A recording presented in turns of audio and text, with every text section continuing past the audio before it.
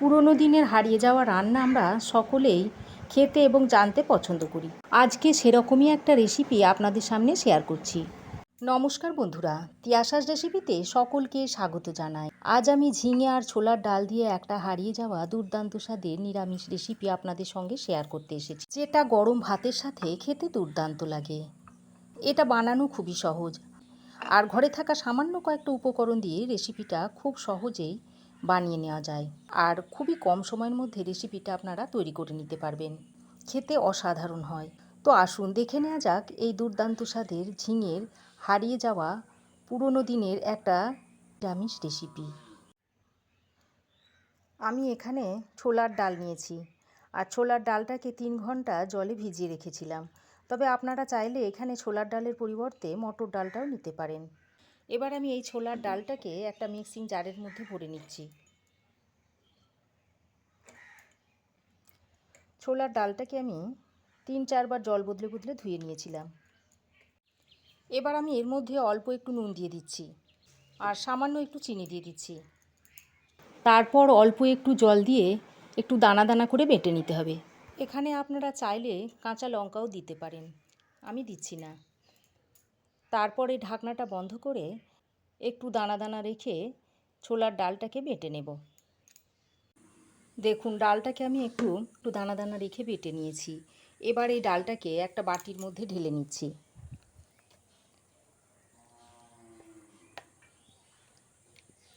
বাটিতে ঢেলে নেওয়ার পর ডালের পেস্টটাকে আমি একটু হাতের সাহায্যে এইভাবে ফেটিয়ে নিচ্ছি।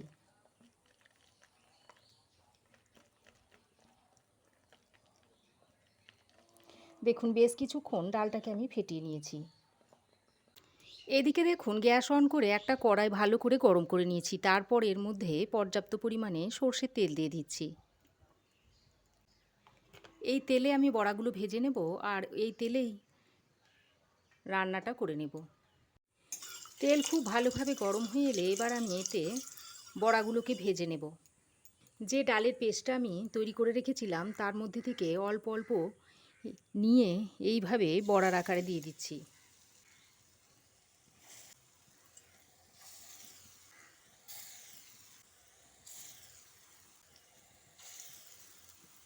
গ্যাসের ফ্লেমটাকে লো টু মিডিয়ামে করে বড়াগুলোকে উল্টে পাল্টে ভেজে নিতে হবে।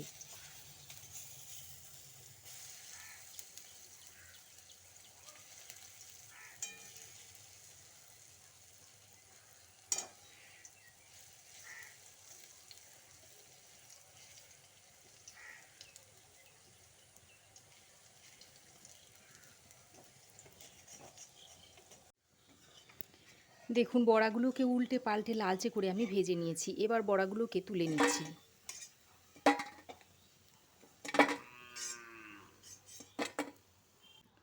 ওই তেলে বাকি বড়াগুলোকেও ভেজে নিচ্ছি।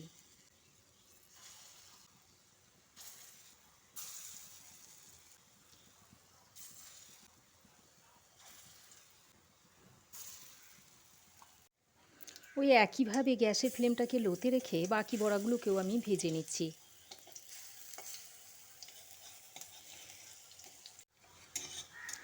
সব বড়া ভাজা হয়ে গেছে, এগুলোকেও আমি তুলে নিচ্ছি।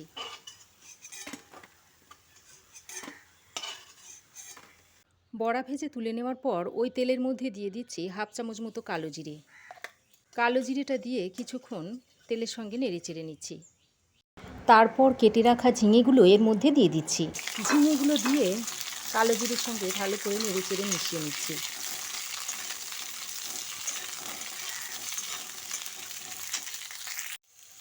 এবার ঝিঙের মধ্যে স্বাদ মতো নুন দিয়ে দিচ্ছি। নুনটা দিয়ে ঝিঙের সঙ্গে ভালো করে নেড়ে চেড়ে মিশিয়ে নিয়ে ঢাকা দিয়ে কিছুক্ষণ রান্না করে নিচ্ছি। ওদিকে ঝিঙেটা হতে হতে এদিকে আমি একটা মিক্সিং জারের মধ্যে দিয়ে দিচ্ছি 3 টেবিল চামচ মতো পোস্ত।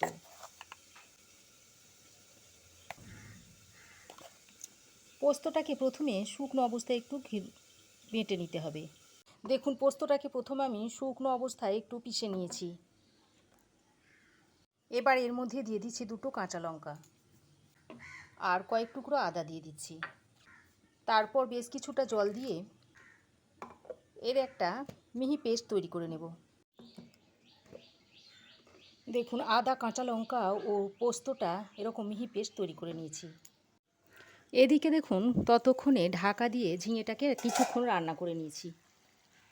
আর ঝিঙেটা দেখুন অনেকটাই নরম হয়ে এসেছে, আর ঝিঙে থেকে বেশ খানিকটা জলও ছেড়ে দিয়েছে। এবার এর মধ্যে দিয়ে দিচ্ছি হাফ চামচের থেকে একটু কম হলুদের গুঁড়ো, আর হাফ চামচের থেকে একটু কম দিয়ে দিচ্ছি লাল লঙ্কার গুঁড়ো। এখানে আর কোনো মশলা পড়বে না।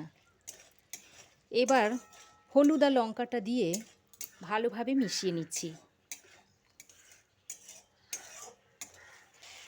দেখুন গুঁড়ো মশলাগুলো দিয়ে ভালো করে মিশিয়ে নেওয়া হয়ে গেলে এবার যে আদা কাঁচা লঙ্কা ও পোস্তটা বেটে রেখেছিলাম সেটা এর মধ্যে দিয়ে দিচ্ছি।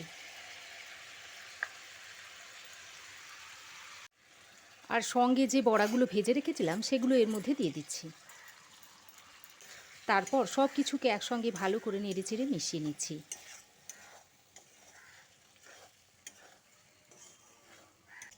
দেখুন ঝিঙে বেশ খানিকক্ষণ রান্না করার পর অনেকটাই নরম হয়ে গেছে, আর বেশ মজেও গেছে, আর সেদ্ধ প্রায় হয়ে গেছে।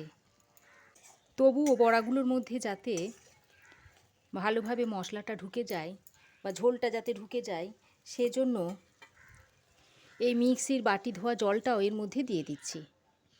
দিয়ে আবারও একবার ভালো করে নেড়েচেড়ে মিশিয়ে নিচ্ছি। এই তরকারিটা একটু মিষ্টি মিষ্টি না হলে খেতে ভালো লাগবে না, তাই আমি এখানে একটু চিনি দিয়ে দিচ্ছি, আর উপর থেকে দুটো কাঁচা লঙ্কা দিয়ে দিচ্ছি। তারপর আবারও একবার ভালো করে নেড়েচেড়ে মিশিয়ে নিচ্ছি।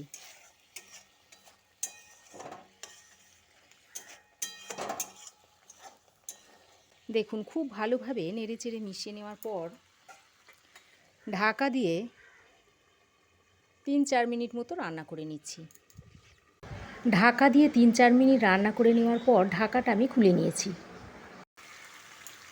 তারপর আরও একবার ভালো করে নেড়েচেড়ে মিশিয়ে নিচ্ছি। আর দেখুন 3-4 মিনিট ঢাকা দিয়ে রান্না করার জন্য দেখুন বড়ার মধ্যে বেশ ভালোভাবে মশলা ঢুকে গেছে, আর বড়াগুলো ফুলেও গেছে, আর রান্নাটা এখন সার্ভ করার জন্য একেবারেই তৈরি হয়ে গেছে।